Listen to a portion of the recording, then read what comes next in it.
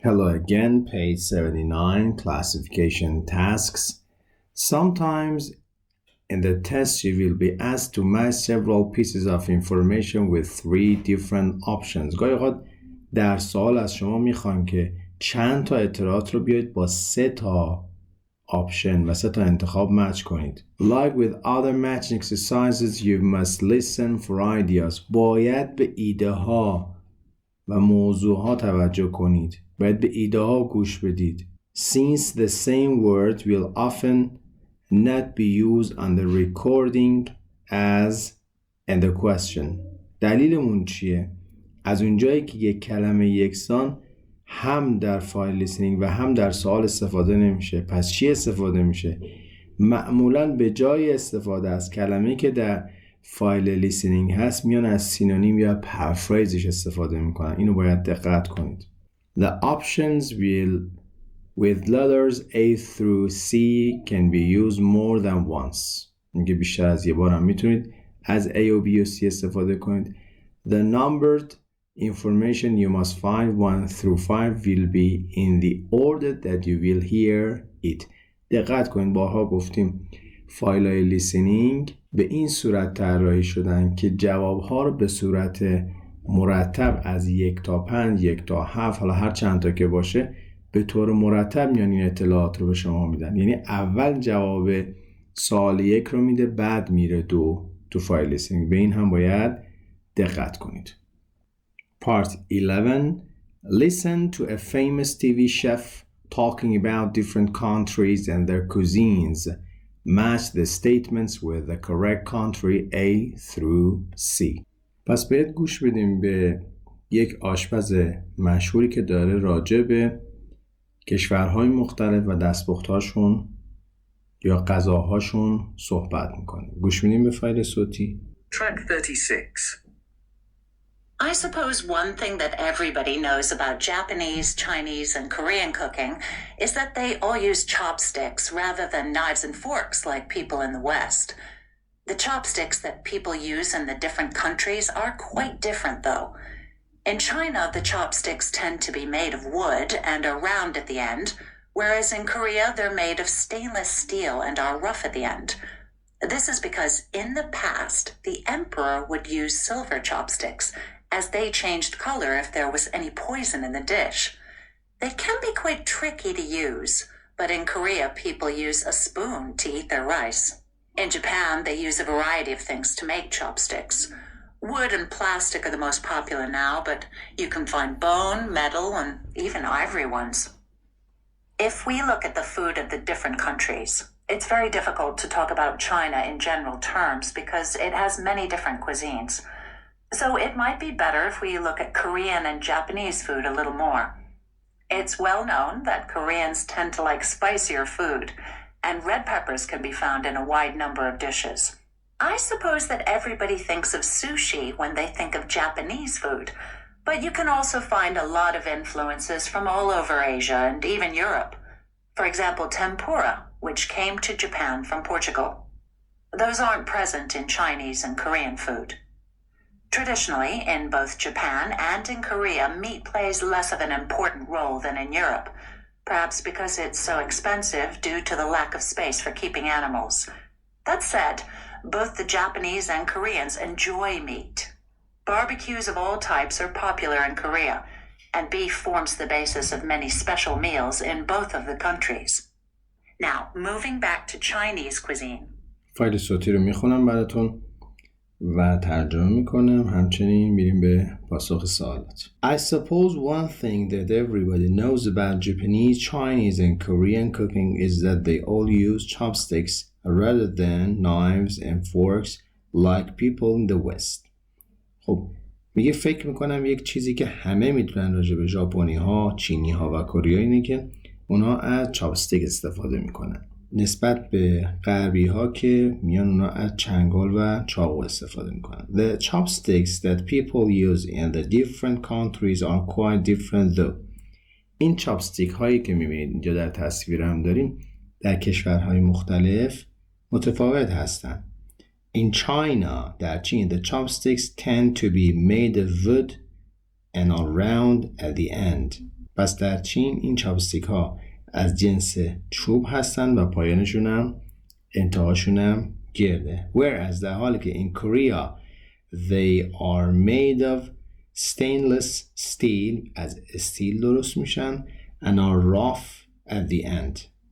This is because in the past the emperor would use silver chopsticks as they change color if there was any poison in the dish.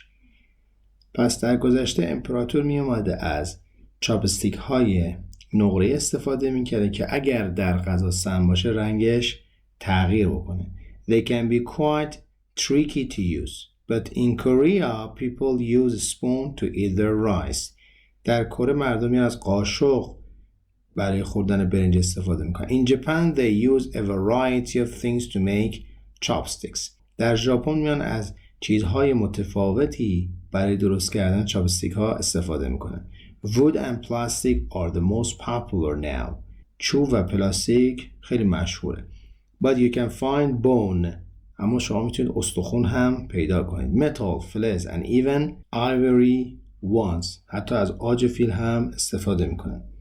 If you look at the food of the different countries, it is very difficult to talk about China in general terms because it has many different cuisines. پس چین دستبردهای متفاوت زیادی داره. So it might be better if you look at Korean, Japanese food a little more. بهتره که راجع به غذاهای کره و ژاپنی یکم بیشتر صحبت بکنیم. It's well known that Koreans tend to like spicier food and red peppers can be found in a wide number of dishes. مشهوره که کره‌ای‌ها تمایل دارن که غذاهاشون تندتر باشه و استفاده میکنن از فلفل قرمز در تعداد زیادی از غذاهاشون. I suppose that everybody think of sushi when they think of Japanese food. But you can also find a lot of influences from all over Asia and even Europe. For example, tempura, which came to Japan from Portugal. Those aren't present in Chinese and Korean food. من فکر میکنم که وقتی اسم سوشی میاد همه فکر میکنن که این غذای ژاپنیه، اما ژاپن تحت تاثیر کشورهای دیگه‌ای قرار گرفته از جمله آسیا و اروپا و غذاهای زیادی رو از اونها قرض گرفته. به طور مثال غذای تمپورا هست که از پرتغال اومده به ژاپن. Traditionally in both Japan and Korea, meat plays less of an important role than in Europe, perhaps because it's so expensive due to the lack of space for keeping animals. به طور سنتی در ژاپن و کره گوشت نقش کم اهمیتی رو بازی میکنه نسبت به اروپا، به این دلیل که گرونه و دلیل گرون بودنش هم اینه که فضایی برای نگهداری حیوان ندارن. That said, both of the Japanese and Koreans enjoy meat. گفته میشه که ژاپنی ها و کوریا از گوشت لذت میبرن. Barbecues of all types of popular in Korea and beef forms the base of many special meals in the both of the countries. Now moving back to Chinese cuisine.